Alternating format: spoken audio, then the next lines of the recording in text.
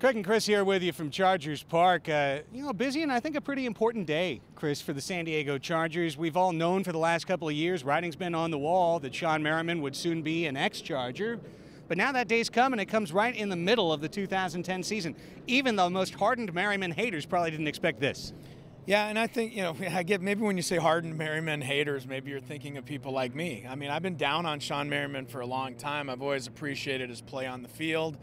Never really thought all so much about his contributions and some of the other interests that he had. And I think A.J. Smith, I guess, we don't know for sure, but I think A.J. Smith kind of agreed. I don't know that A.J. Smith was ever really truly a Shawne Merriman fan. So in a lot of ways, maybe what happened today was A.J. Smith finally finding a way, to part company with Shawne Merriman. It seems like a guy that he's wanted to part company with for a long, long time. Now, that said, I don't know, why did the Chargers ever sign him to a $3 million tender at the beginning of this season, Craig? I mean, if they didn't think he could play, and he obviously can't play and hasn't played, well, why'd they give him $3 million? I mean, they gave him $3 million. Now, no matter what happens, where he stays on the injured list or they're finally cut him and he goes to another team, they still got to pay him those $3 million. So there's some weird stuff.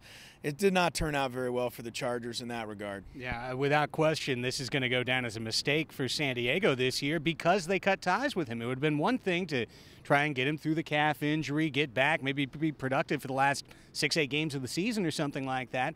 But now you're in a situation where you're guaranteed that you get nothing from Shawne Merriman, and I think that's what I find myself being a little bit confused by this move, Chris, or the aspect of it that confuses me is, why did you sign him to begin with if you're going to cut him now? If this was a situation where the relationship was irreparable, don't you need to say that as opposed to just putting out a dry waiver move? And how could the Chargers be a better team without him than with him?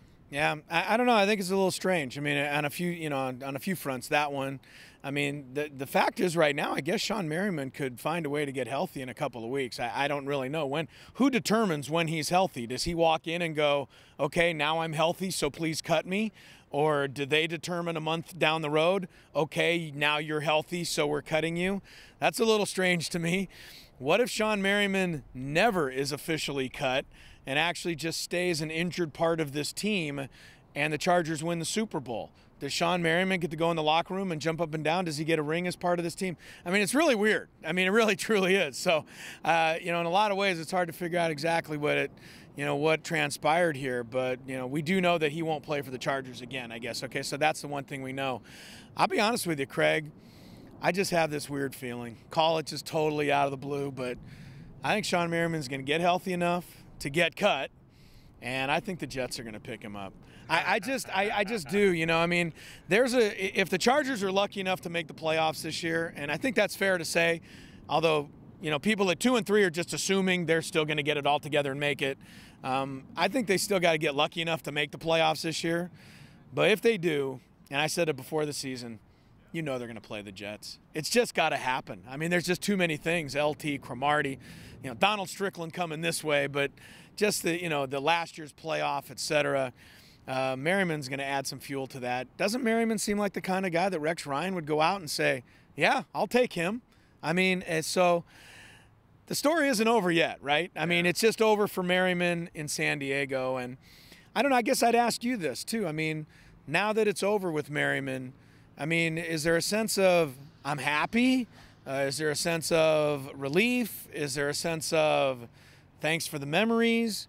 I mean, where's really the sense? Where's the mindset right now with the fan base and people in this town now that it's actually done? I'll speak as a Chargers fan. I think there's a very bittersweet feeling to this because over the past 2 years, you look at Merriman and say, well, this guy really hasn't been a factor for this team. He's been a gross disappointment, essentially. He's been all talk, no walk. So, okay, it can't be that big a loss for him to be gone because he was barely here for the last 2 years. But at the same time, the last home game, Chris, just going through the parking lot, every third jersey is Shawne Merriman. Yeah. This guy really made an impact on the fan base. His charisma was undeniable. His emotional leadership, whether or not he was a true leader, I think certainly up for debate. But his emotional leadership, his ability to create that energy level, that was undeniable. So all of that being gone, and the fact that he was basically pushed out 2 years ago, being told, hey, you're not going to be a part of this team's long-term plans. Hey, listen, we're going to sign you to a one-year deal, but don't anybody think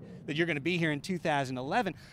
To me, I wonder, and of course we're never going to know the answer unless Shawne tells it, but I wonder if that made him a little bit less willing to come back from an injury, or maybe not working quite as hard to rehab an injury because he was going to have more value essentially on the sidelines than he was in the lineup not producing for a team that didn't care about him. So to me, there's a lot of kind of nasty stuff that's here, and there's a lot of bittersweet feelings about this. Merriman hasn't been a provider the last couple of years, but man, when he was here, he was terrific, and basically they're letting him go for nothing. Yeah, well, like I said, I think I'll go back to what I said at the beginning. I was just never the biggest Merriman fan. All right? I mean, there's certain players I like, certain players you like.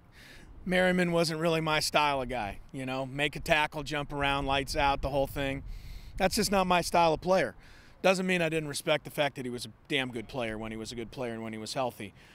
But the final thing I'll say in parting with Shawne Merriman is I want everybody who's watching this podcast interview here on 619sports.net to just take a little overlook to the side of the page.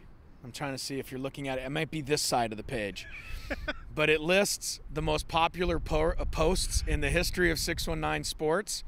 And I just want to thank Shawne Merriman and Tila Tequila and everything that happened because we were there. Yep. In fact, I think I was the first person, or you were, or both of us were the first to even post any of the Shawne Merriman reaction.